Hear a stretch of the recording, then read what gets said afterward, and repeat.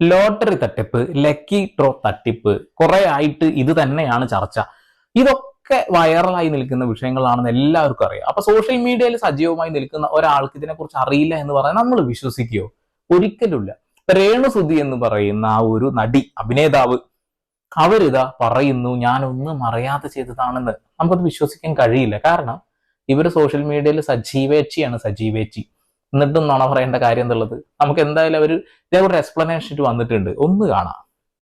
Hello, നമസ്കാരം. ഞാൻ രേണുസുതിയാണ്. അപ്പം ഞാനൊരു കാര്യം പറയാൻ വേണ്ടിയിട്ട് വന്നതാണ്. ഇപ്പോൾ സോഷ്യൽ മീഡിയയിൽ നോക്കിയാൽ തട്ടിപ്പിന് കൂട്ട് വന്നു, ലോട്ടറിയുടെ ഇതിന് അത് എന്നൊക്കെ പറഞ്ഞാൽ ഭയങ്കര രേണുസുതി തട്ടിപ്പിന് കൂട്ട് വന്നോ, പരസ്യം പറഞ്ഞു എന്നൊക്കെ പറഞ്ഞു. പക്ഷെ ഞാൻ ഉള്ള കാര്യം പറയാം, ഞാനും എൻ്റെ കൂടെ അഭിനയിച്ച പ്രതീക്ഷമായിട്ട് ഞങ്ങൾ ഒരു ആർട്ടിസ്റ്റുകളാണ്. ഞങ്ങൾ എന്താ പറയുക, ഷൂട്ടിന് പോയി ആ ഒരു ഫാമിലിയെ സഹായിക്കണം, അവരുടെ വീട് വിറ്റ് കൊടുക്കണം, അതിന് നമ്മൾ ഒരു പരസ്യം പറയണമെന്ന് പറഞ്ഞാണ് നമ്മൾ അവിടെ ചെന്നത്. ആ ഫാമിലി മുന്നോട്ട് വരാൻ